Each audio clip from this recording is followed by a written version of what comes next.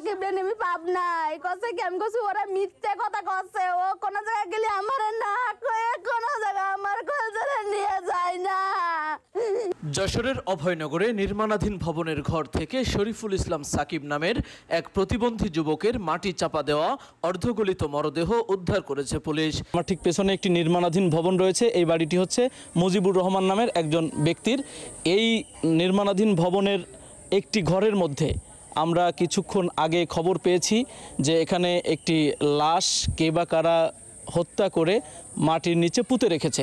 এরকম একটা খবর পেয়ে আমরা যখন এসে যেটা দেখেছি এখনও পর্যন্ত এই যে আমার পেছনে যে ঘরটি দেখতে পাচ্ছেন এই ঘরেই সেই লাশটি পুঁতে রাখা রয়েছে।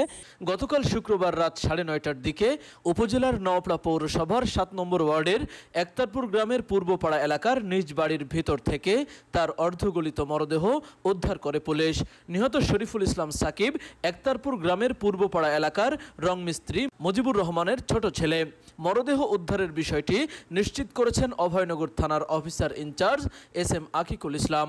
জানা যায় গত সপ্তাহে এলাকাবাসীর কাছে ছেলেকে পাবনার মানসিক হাসপাতালে নিয়ে যাওয়ার কথা বলেন নিহত সাকিবের বাবা মুজিবুর রহমান। আব্বু আগেই বলিল যে ওই জায়গায় নিয়ে যাবে, বুঝেছেন। আমরা মনে ওই পাগলা গারদে সেই পাবনায়, সেই জন্য আমরা আর খুঁজিনি যে ওর বাপ তো বলিল পাবনায় নিয়ে যাবে, তাহলে মনে হয় পাবনায় নিয়ে গেছে, এই জন্য আর খোঁজ হয়নি। হ্যাঁ, পরে বিকেলবেলায় আমরা দেখি যে এই অবস্থা। এরপর থেকে সাকিব ও তার বাবাকে খুঁজে পাওয়া যাচ্ছিল না। সবাই ধারণা করছিল তাকে পাবনা মানসিক হাসপাতালে নিয়ে যাওয়া হয়েছে। তবে 20 সেপ্টেম্বর শুক্রবার বিকালে এলাকায় পচা দুর্গন্ধ ছড়িয়ে পড়ে। এ সময় এলাকাবাসী খোঁজাখুঁজির এক পর্যায়ে নির্মাণাধীন ঘরের ভিতর একটি মরদেহের অংশবিশেষ দেখতে পায় এবং অভয়নগর থানা পুলিশকে খবর দেয়। আমরা ওই বাগানে বসেছিলাম, বুঝছেন, গরম লাগতেছে। আমরা বাগানে যে বসে রয়েছি, বসে থাকলেই আমাদের ওই পাশের একজন উনি বলতেছে কি যে এরকম গন্ধ বেরোচ্ছে, টিকা আছে না, কিসির গন্ধ, দেখি কি মাছ টাছ মরা ফেলাইছে না কি মুরগি টুরগি মরা ফেলাইছে, গন্ধে আমরা টিকতে পারতেছি না। উনি আবার ওই খিল বানানো থুয়ে উনি আবার ওই খুঁজদি বেরোইছে, খুঁজদি বেরোয় দেখে কি ওই যে ওই হাত দেখা যাচ্ছে। কে খুঁজতে পেরেছে? ওই আমাদের ওই পাশেই একজন। ওনার নাম কি? ওনার নাম হলো মোমেনা। এসে উনি প্রথম দেখতে পায়। হ্যাঁ, উনি দেখে তারপরে কাছে কি এই তোরা করছিলি তোর আব্বা হলো কি ওই পাগলা গারদে নিয়ে গেছে, তা তোর ভাই রেদি ওই মাটির তলে দেই পুতা ওই যে পিঠে থিয়ে গেছে। আমাদের বলতিছে ওই ওই ওই ওই পফিরে বলতিছে, ওর ভাই বোনের সাথে বলতিছে, বুঝছেন। ওইখানেতেই খোঁজ হয়েছে, বুঝছেন, এর আগে কিন্তু আমরা জানি না কিছু। তাৎক্ষণিক ধারণা করা হয় এটি শারীরিক প্রতিবন্ধী শরীফুল ইসলাম সাকিবের মরদেহ। পরে উপজেলা নির্বাহী ম্যাজিস্ট্রেট মোহাম্মদ শামীম হোসেনের উপস্থিতিতে লাশ উত্তোলন করা হয়। এ সময় এলাকাবাসী মুখ দেখে নিশ্চিত করেন এটি সাকিবের মরদেহ। এ ব্যাপারে জানতে চাইলে নিহতের বোন মৌসুমী বেগম বলেন, বড় বোনের মাধ্যমে খবর পাই যে আমাদের বাড়িতে একটি লাশ পাওয়া গেছে। এরপর বাবাকে ফোন করি এবং ছোট ভাই সাকিবের খবর জানতে চাই। তখন বাবা বলেন, আমি সাকিবকে নিয়ে চিকিৎসার জন্য পাবনা মানসিক হাসপাতালে এসেছি। পরে বাড়ি এসে দেখি সাকিবের মরদেহ ঘরের মধ্যে পুঁতে রাখা রয়েছে। আগে শুক্রবার আমার আসার কথা ছিল, তো আমি কইছি কি আব্বা আমি ডাক্তার দিয়ে আসছি, আমাদের এই 1 টাকাও নেই যে আমি ভাড়া দিয়ে আসবো। পরে আব্বা কাছে কি আর তার আগে কাছে কি যে কান্তিছে ফোন দিয়ে, আমি কাছে আব্বা কি হয়েছে, কাছে কি যে মানে আমার শরীরটা মেলা খারাপ, সাকিবের শরীরটা খারাপ, তুই যদি আসতিস তা ভালো হতো। আমি কাছে আব্বা আমি শুক্রবারে আসবানি, শুক্রবারে আর আসতে পারিনি বলে আমি আবার ফোন দিছি। ফোন দিয়ে কাছে কি আব্বা আমি কি আরবো, আমি তো আসতে পারতেছি না, তা আমি আর 2 দিন পরে আসবানি। কথা কি তা তুই বাবা যখন আসিস কেন, এখন আল্লাহ তাআলা সাকিব সুস্থ আছে। তা আমি কাছে কি সুস্থ যখন আছে তাহলে আব্বা আর 2 দিন পরে আমি আসবানি। কথা কি আচ্ছা আসিস কেন বাবা, তাই কয়ে ফোন রয়েছে। আমি আর ফোন মন দিইনি যে আমার আব্বা আমারে ফোন দেবে না। পরে আব্বা দিইনি। আজকে বিকেলবেলা আমার বড় বোন আমার ফোন করে গেছে যে দেখবে সাকিব রে কি আর আছে, আমার শাউরি ফোন দিল আমারে।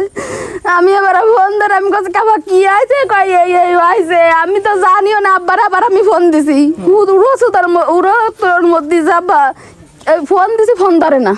এবার আমার ফোনে টাকা নেই বলে আমার বাড়িওয়ালারা করছি কি তুমি একটু ফোন দাও দিনি, ও কাজে রয়েছে তাও ফোন দিছে। ফোন দিয়ে কাছে আব্বা মৌসুমী কান্দা কাটাতেছে, তোমার কি সাকিবের কি হয়েছে, কয় কোয়ানে কি হয়েছে, আমি পাবনায় নিয়ে আইছি সাকিবে। আমি হ্যাঁ এই কথা বিকেলে কইছে যখন আমি খবর পাইছি। আমার পরে টাকা নেই বলে আমার স্বামীর হাতে ফোন দিছি, আমি আমাকে তুমি দেও দি কি আজ আব্বার ফোন তো খুলা, আমার ফোন তো ধরলো না। পরে ও ফোন দিলি ধরেছে, ধরে কছে কি যে সাকিব রে আমি পাব নাই, কছে কি আমি কছি ওরা মিথ্যে কথা কছে, ও কোন জায়গায় গেলে আমার না কয়ে কোন জায়গা আমার কলজরে নিয়ে যায় না। প্রতিবেশীরা জানান 6 ভাই বোনের মধ্যে শারীরিক ও মানসিক প্রতিবন্ধী সাকিব ছিল সবার ছোট। দীর্ঘদিন ধরে সে মারাত্মক অসুস্থতায় ভুগছিল। সে নিজের কাজ নিজে করতে পারত না, সারাদিন শুয়ে শুয়ে দিন কাটাতে হতো। বাবার একার পক্ষে তার সব চাহিদা পূরণ করা সম্ভব হতো না। ধারণা করা হচ্ছে ছেলের কষ্ট সহ্য করতে না পেরে এমন ঘটনা ঘটানো হয়েছে। মরদেহ পাওয়ার খবর জানাজানি হওয়ার পর থেকে বাবা মুজিবুর রহমানের মোবাইল ফোনটি বন্ধ পাওয়া যাচ্ছে।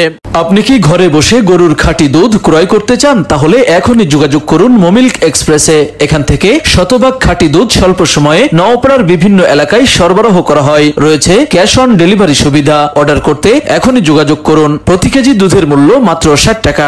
এ ব্যাপারে জানতে চাইলে অভয়নগর থানার অফিসার ইনচার্জ এস.এম. আকিকুল ইসলাম খবর অভয়নগরকে বলেন, ঘটনাস্থল পরিদর্শন করেছে, ঘটনার সাথে জড়িতদের গ্রেফতার করতে অভিযান শুরু হয়েছে। এ ব্যাপারে জানতে চাইলে অভয়নগর উপজেলা নির্বাহী ম্যাজিস্ট্রেট শামীম হোসাইন বলেন, খবর পেয়ে ঘটনাস্থলে এসে লাশ উত্তোলন পূর্বক সুরতহাল রিপোর্ট করেছে। পরবর্তী আইনগত ব্যবস্থা প্রক্রিয়াধীন রয়েছে। সন্ধ্যার পর একতারপুর পূর্বপাড়া গ্রামে পুলিশের তথ্যের ভিত্তিতে পুলিশকে সাথে নিয়ে আজকে এখানে আমরা সুরতহাল করলাম। একটি বালিচাপা মৃত ব্যক্তি আমরা পেয়েছি, তাকে আমরা ময়নাতদন্তের জন্য মর্গে পাঠানো হয়েছে। তাওহিদ হাসান, খবর অভয়নগর।